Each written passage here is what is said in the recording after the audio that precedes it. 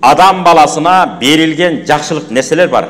Ошолордун ичинен эң жакшы нерсе кайсы десе, гаризату акылин. Мындай табигый акыл дептир. Төрөлгөндө акылдуу болуп төрөлгөндөр. Төрөлгөндө кичинекей акыл болуп калса, бул болбойт экен да. Муну эки түр мисал келтиреличи. Бүгүнкү сотканын тили менен. Сиздин гигаңыз, флешкаңыз эки эле гигалык болсо, эмне атат? Эчтеке атпайт да. Кээ бир адамдардыкы 100-дүк болот экен, кээ бир адамдардыкы 1000-дүк болот экен, кээ бир адамдардын гигасы эмне болот экен? Миллиарддык болот экен. Батпайт ал Кыргызстанга. Орта Азияга кеп кеңеш берип, жол көрсөтүп койгонго таланты жетиши мүмкүн. Мисалы, Жусуп Баласаган атабыздын ырын али күнгө чейин түшүнө албай атабыз, жаштар кээ бирлерибиз. Көп китеп окубагандыктан. Жусуп Баласаган бабабыз эмне кылып койгон? Куран хадистерди ырсап менен батырып жазып салган. Ушунчалык кыйын кишилер болгон. Ошон үчүн айтканда күйгөн эле жок дегенде Толубайда сынчы, Токтогулдай ырчы болчу деп койгон да. Анан түшүнөсүң бир текени депчи. Ушунда акылдуу адамдар болгон.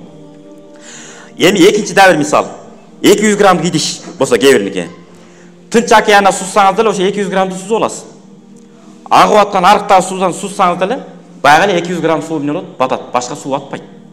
Ошондуктан Кудай Таалам кээ бир адамга жараткан деле акылы эмне кылат экен? Генен кылып жаратат. Бул эң чоң байлык экен. Акчаңыздан да, байлыгыңыздан да бардыгынан өйдө турган бул акыл. Кудай Таалам берген. Ал үчүн эне ата жеген ичкенин көзөмөлдөш керек. Биринчиси ошентип айткан экен. Экинчи дагы суроо бериптир. Эгерде ошондой акыл болбой калса эмне болот дептир. Эми баарларында болуп төрөлө бербейт да эми. Миллиард гигалык болуп төрөлө бербейт экен биз ар кимибиз. Ар кандай болуп төрөлөбүз. Анда эмне болот десе, экинчи суроосу. Адабун хасанун, жогорку маданияттуу, тарбиялуу инсан бол дептир. Экинчиси. Жанагы суроо берген дагы бизге окшогон бирөөбүзгө окшогон тажал окшойт.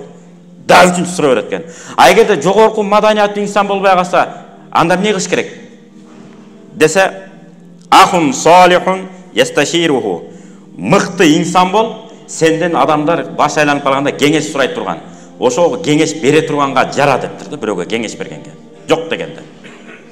Көрдүңүзбү? Бул үчүнчүсү. Ошентип кеп кеңеш бергенге да жарабай турган болуп калсак, анда эмне болот дептир. Караңыз, улам берип атат суроону. Кызык азы башталат. Сумтун тавилун. Унчукпай бир саамга чейин негизи эле көп сүйлөбө дептир да. Кайсы бир дамыл айтканда шакирттин айтып коет дейт. Чоо экен да. Товарный вид келишкен кишкене. Анан айтат экен да. Сен окутуштун айтат экен. Баланча, элдин көзүнчө сүйлөбө дейт экен да. Ошо товарный видин көрсөтүп эле тура бер бакыйып эле дептир да. Десе, сен сүйлөй турган болсоң ким экениң билинип калат дептир да. Көрсөңүз? Бая молдонун ким экени бысмылласынан дайын дейт го. Кыргыздар ушинтип айтат. Молдонун ким экени бысмылласынан дайын деп. Сүйлөй турган сөздөн билинип калат экен. Бул бир эле мага окшогон молдого эмес, негизи жалпы эле тиешелүү бул нерсе. Айтыптыр да. Эгерде унчукпай да жүрө албаса, шадараң деп эле бирдекени сүйлөп, бөйрөктөн ширак чыгарыш болуп калса эмне болот дептир да.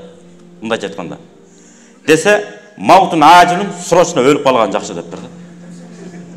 Көрдүңүздөр, ошондуктан бирөөгө зыян бербешибиз керек экен, же пайда келтиришибиз керек. Пайда келтире албайбызбы, зыян тийгизбейли. Мына бул дагы акылдуулук.